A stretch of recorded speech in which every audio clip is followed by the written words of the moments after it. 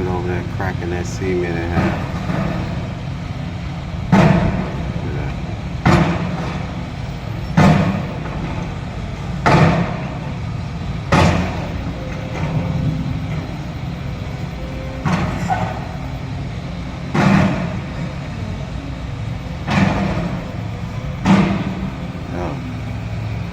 I was wondering what that noise was. I'm like, man, it's shaking the hotel.